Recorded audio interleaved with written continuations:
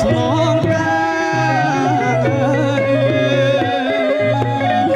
អោព្រះបារមីថ្លៃ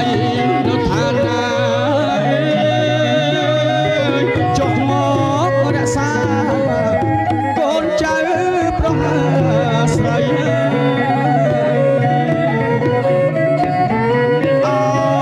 ព្រះបារមីថ្លៃនៅឋានណាចុះមករក្សាកូនចៅប្រុសស្រី